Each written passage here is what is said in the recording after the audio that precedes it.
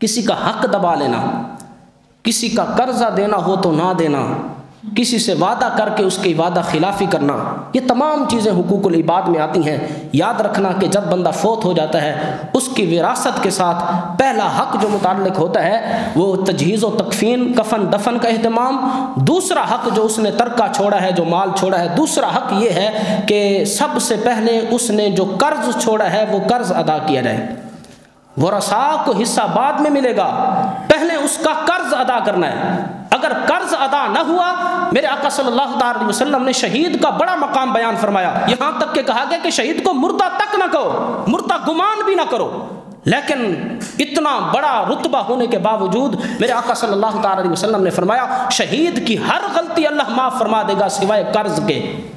قرضہ اس وقت تک معاف نہیں جب تک ادا نہ کر دیا جائے۔ یہ حقوق العباد کا اتنا گہرا اور اتنا سخت حکم ہے۔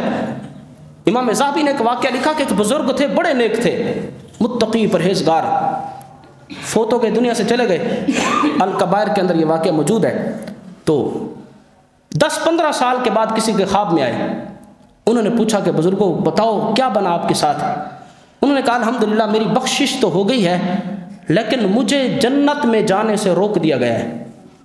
بخشش ہو گئی ہے، ابھی تک میں انتظار میں ہوں کب مجھے جنت میں جانے کا اللہ کی طرف سے اجازت ملے گی اور جنت میں جاؤں گا۔ انہوں نے کہا اس کی کیا وجہ، اتنے نیک، دنیا میں پرہیزگاری اور تقوی کی آپ زندگی گزار کر آئے ہیں؟ تو وہ بزرگ رو پڑے۔ انہوں نے کہا ہاں، دنیا میں نے اپنے ایک دوست سے ایک مرتبہ سوئی ادھاری مانگی تھی، واپس نہیں دے سکا، اب میں انتظار میں ہوں کہ میرے ورثاء میرا یہ قرض کب ادا کریں اور اللہ مجھے جنت میں جانے دے۔ ہم تو اس کو کچھ سمجھتے نہیں۔ تو اگر کسی نے کسی کا کچھ بھی دبایا ہے، یہاں تو بڑے بڑے پلاٹ ہم ہڑپ کر جاتے ہیں، لوگوں کے مکانوں پر قبضے ہو گئے، لوگوں کے ساتھ دھوکہ دہی ہر طرف عام ہے۔ تو اس ایک ایک پائی کا حساب اللہ ایک ایک سوئی کا حساب لے گا۔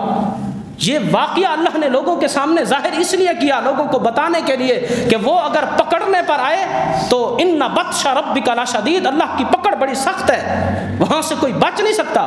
لوگ گناہ کر کے کہتے ہیں کہ اللہ بڑا رحیم ہے، بڑا کریم ہے۔ ہاں ہم مانتے ہیں اللہ رحیم بھی ہے، وہ جبار بھی ہے۔ یہ ہرگز نہ بھولو کہ اللہ تبارک و تعالیٰ صرف رحیم ہے اور رحمت ہر وقت کرے گا۔ اگر وہ پکڑنے پر آئے تو قرآن میں یہ بھی موجود ہے نا، ان بطش ربک لشدید، اس کی پکڑ بھی بڑی سخت ہے، پکڑنا چاہے تو ایک سوئی پر بھی پکڑ سکتا ہے۔ تو انہوں نے فرمایا کہ مجھے جنت میں جانے سے روک دیا گیا ہے، میں انتظار میں ہوں، 10-12 سال ہو گئے، کب میرے ورثاء میری وہ سوئی والا قرض ادا کریں اور مجھے جنت میں جانے کی اجازت ملے۔ تو حقوق العباد کے معاملے میں بندے کو ہرگز کوتاہی نہیں کرنی چاہیے۔ کسی کا قرض دینا ہے، یہاں تک کہ میرے آقا صلی اللہ تعالی علیہ وسلم نے فرمایا کہ اپنے سرہانے اپنی وصیت لکھ کر مرو، اوپر لکھا ہوا ہو کس کا میں نے کتنا دینا ہے، کس سے کتنا لینا ہے، تاکہ آخرت میں پکڑ نہ ہو۔